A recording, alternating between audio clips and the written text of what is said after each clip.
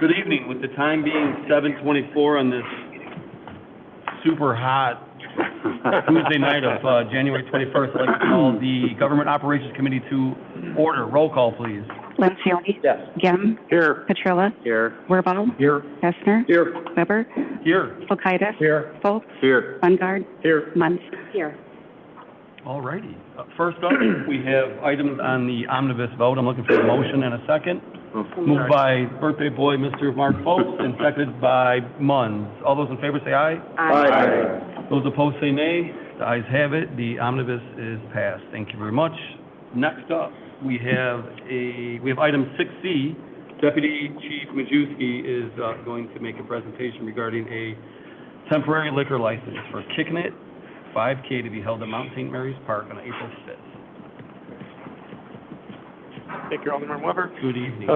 Kicking it 5K, this is a recommendation to approve sound amplification permit and a new Class E1 temporary liquor license for a new event called Kicking It 5K, which will be held on Saturday, April 5th at Mount St. Mary's Park.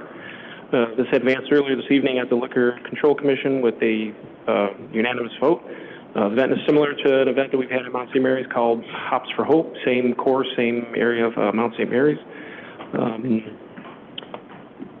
The event is sponsored by the Zelmer Wellness Foundation, which is a 501c3, and the organizer, Mary Zelmer, is here to answer any questions if needed. It's a 21 and over event, and EMA and PD will cross runners along Geneva Road into Wheeler Park, and then back, where a beer tent will be set up, where an officer will be present. The beer tent will be after the event is over. We anticipate about 200 to 250 participants, and I and the organizer can answer any questions if needed. Wonderful. Any questions? Go ahead, Brian. This sounds like a great event. I just want to clarify, the event sounds like it starts at 7:30 a.m. to 10:30 a.m. Is that correct?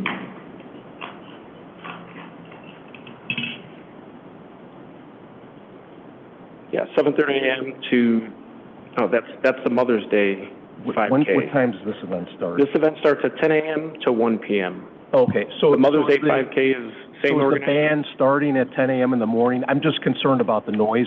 I'm fine with it. I just want to make sure it's not overly The band loud. will be after. After The beer fine. tent and the band will be after, so that would be around 1 o'clock. Sounds good. Yep. Thank you. Mm-hmm. Go ahead. I was Munz. just curious, thank you for the information on this. I was just curious about the format for this, so it sounds like it's different than Hopes for Hop, where there were stations for beer when you were running the event with that? Yes, So I only say different? that it's a similar because it's the same course for the runners, Okay. my understanding, as far Okay. as where they cross on Route 31. No beer will be Not at provided all. until the event is over at the beer tent. So Okay. there won't be any beer along the way, if you will. But where the event is placed at Mount St. Mary and the course that the runners are making is the same. That's why I kind of compared it to that event. So. Okay, and unless I misread it, it doesn't sound like there is a specific recipient identified yet for this particular charity?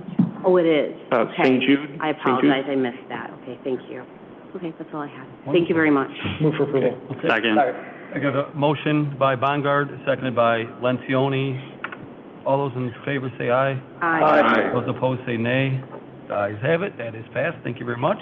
Next up is item 60. Deputy Chief Majewski, go ahead. You have the floor still, sir. Right.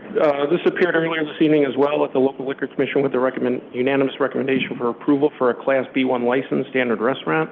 The TAN is in the Foxborough Plaza on the northeast corner of East Main and Dunham Road. The applicant, Malik, is present tonight. He's currently renovating the business, which is slated to open around April 1st. A background investigation was conducted. Nothing was discovered that would prohibit the applicant from obtaining a license. The business will offer Indian cuisine along with alcoholic beverages such as beer, wine, and spirits. And I can answer any questions, and the owner is here as well. Any other questions for this? Move for approval. Any questions? Okay, I have a motion by, Wirbal, and a second by Bongard. All those in favor say aye.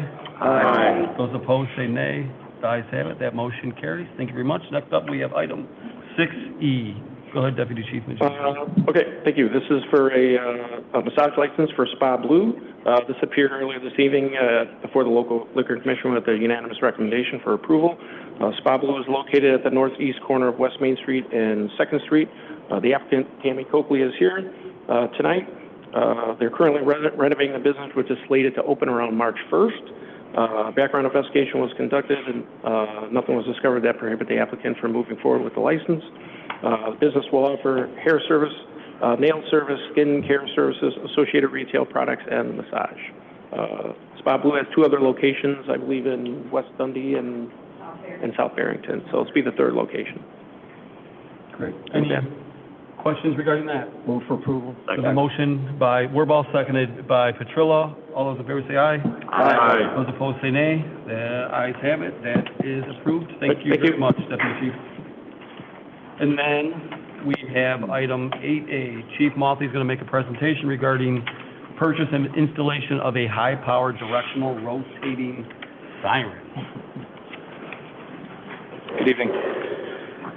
I'm here tonight to request for funding for a replacement emergency weather siren. It's one of 12 sirens that the city owns and maintains that are strategically located throughout the city, typically utilized for tornadoes. It can also be used for severe weather where there's a destructive tag with it. The current one that we're requesting to have replaced is the one that is mounted directly underneath the cupola in City Hall. It was installed in 1949, and it decided at the early part of 2024 that it did not want to work any longer. So in speaking with the city administrator, we're looking at trying to push this up until the closer to the latter end of the fiscal year, because we're going to have to be using unbudgeted funds for it. And